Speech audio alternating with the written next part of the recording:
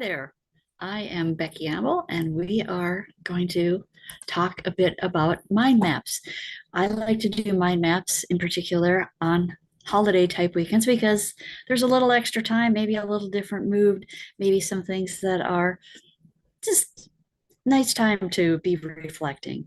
Anyway, I don't have the best situation here. I am in a hotel because of the recent storm, and so I have no power in my home office.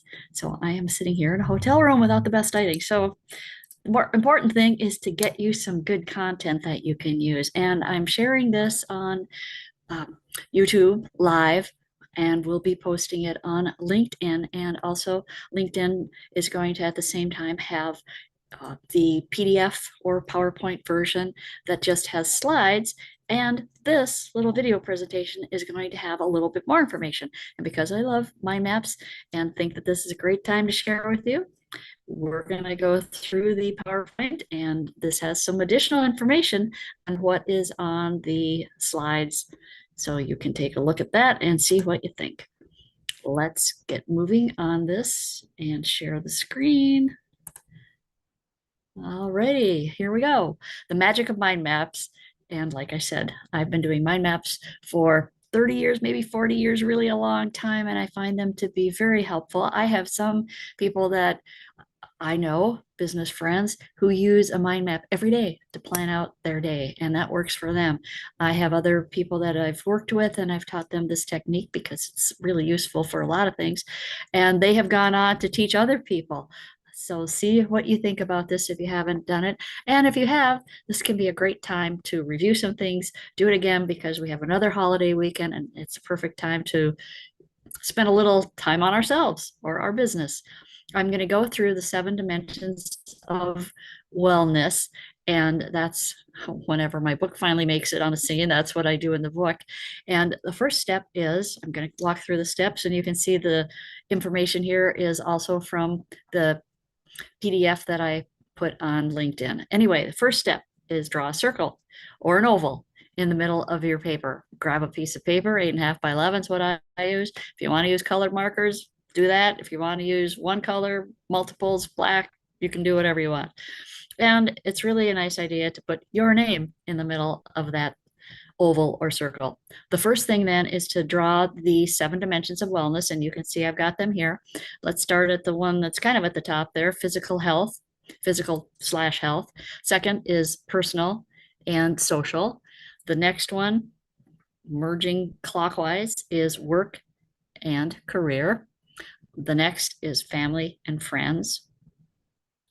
And after that, spiritual, then financial, and then mind intellectual. And I picked some specific colors for certain reasons. In particular, spiritual, I picked purple because that's the highest resonance color.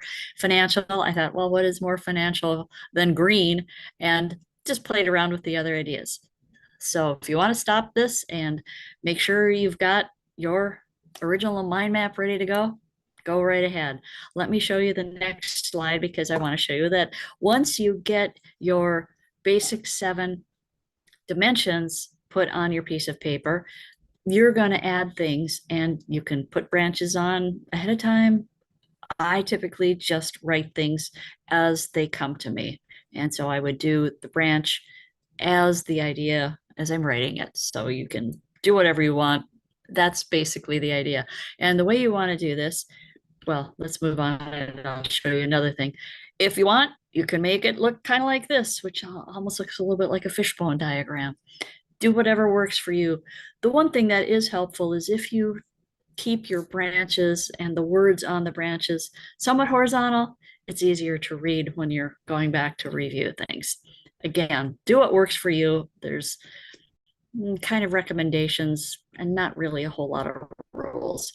And if you say, get that color out of here, I like black and white's my color, here's how it would look in black and white. The idea is just to do this and keep it light and keep it fun.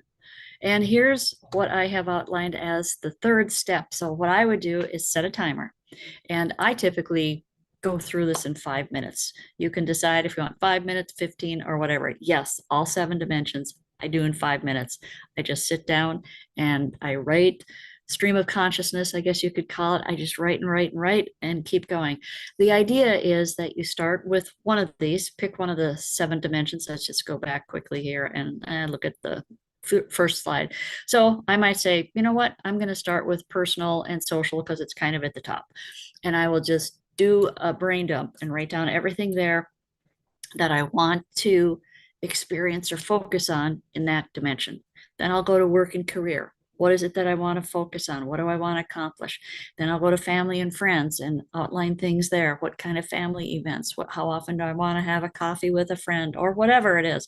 You just go and keep running, writing down your ideas. The beauty of a mind map is that, let's say I'm working on the spiritual element and I'm writing down things and writing down things. Then out of the blue, something comes up about physical or health. So I can jump right over to that line on my mind map and write the idea. Then I can go back to spiritual. Or if I feel like I was done with spiritual and I want to work on financial, I can go right into that. Then as I'm working on financial, let's just say that something pops into my head about work and career. I can go right over there and add that.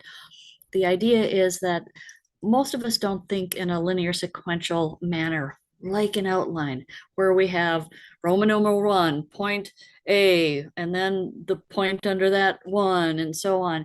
That a lot of times we can do things in a linear sequential manner, and then we keep going. And by the time we're maybe down to our third or fourth key point, we might think of something that fits under point number 1, and all of a sudden we have no place to write it. And then we're squeezing things between the lines, or we're writing over in the right or left margin, and it just is not as adaptable. So mind maps, the beauty of mind maps is they're so flexible, and you can add things as the thoughts come to you. Again, I typically do mine in 5 minutes. Maybe you want to set your timer for 10 minutes or 15, whatever works for you, just do it. And frankly, have a good time. Just let your thoughts come and write them down.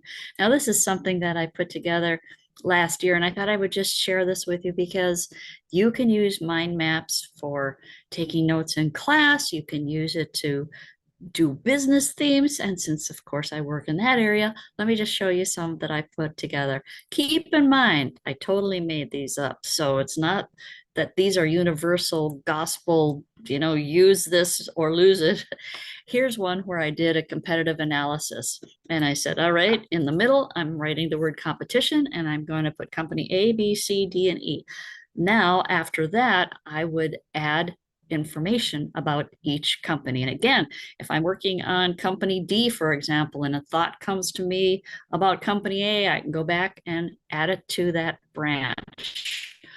And here's some things that I did just as an example, where I came up with a bunch of made up names for companies.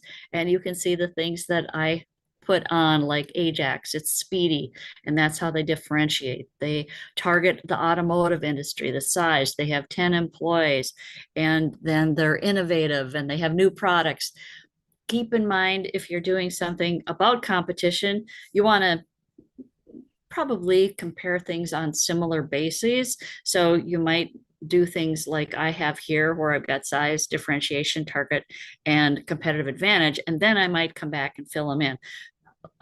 Doing this, you might do what I did on what you can see for Boxer, and you can see a little bit more on Crosby, where I really said size, differentiation, target, and competitive advantage. Then underneath that, I could specify what that was for each company. And what I've done is had some consistency on what I'm putting in the competitive analysis mind map. Then this one, I said, okay, maybe I want to engage in an awareness program. These are, well, the competitive analysis is part of your research, your marketing information on an awareness program would be a tactical thing.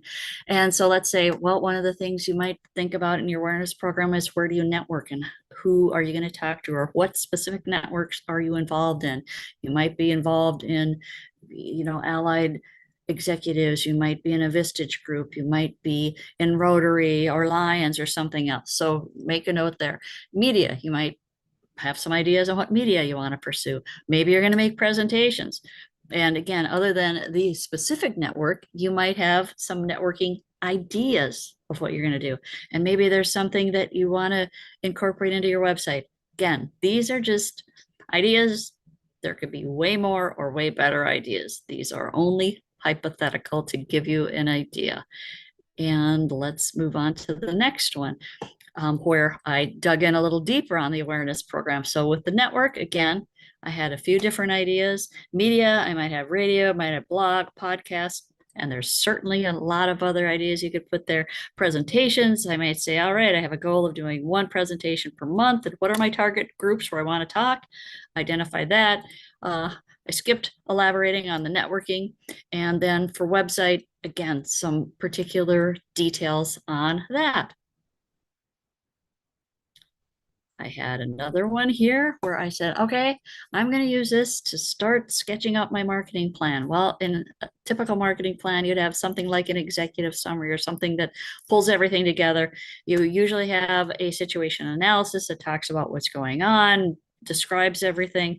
You might then have your formula, I call it your secret formula or your magic formula. That would be the 7 P's of marketing.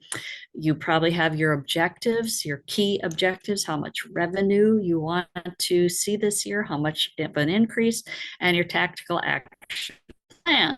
And there you see, I expanded on some of these. So here again, this is not necessarily universal. These are ideas to give you something if you're thinking, oh, how would I actually do this? Well, here you go. Here are some ideas for you. Again, go back, stop this if you'd like to dig in. And keep in mind, these are my ideas that are not complete, just to be an illustration. And there I put something about doing content. If you want to work on your content, these might be some areas to look at. And again, I expanded on that where I said, okay, get started. What can I do? And then topics. I just didn't expand on that too much. You could certainly come up with a bunch of topics. Typically, I say have 3 topics, and for each of the 3, have 3 more. So you get basically 3, 3, and 3, 9. And repurpose and leverage content you can see over on the left. Here are some ideas to help you get going if you wanted to do it. A mind map. Whoop, something happened here. If you wanted to do a mind map on any of these particular topics, you can come up with your own topics. You can come up with something on a mind map for new product ideas. The idea here is just to share with you a few things that I randomly did to help you come up with ways that you can use this if it's a new process for you, or if you're asking, well, how do I get started? Here are a whole bunch of ideas. And again, because this is where I spend my time, I came up with ideas there. I could do a mind map on artificial intelligence because that's one of my favorite topics. Play around with this and see what you think. If you have any questions or need any help with anything, let me know. I hope you have a good time and enjoy your holiday. Take a look at playing with this a little bit. If you have younger family members or so on, you could teach them how to do this. If you have younger family members that are going back to school, hey, you could share this idea with them and they could be using it for their school year, which a number of people that I've worked with have shared this with students that then have used it as a tool.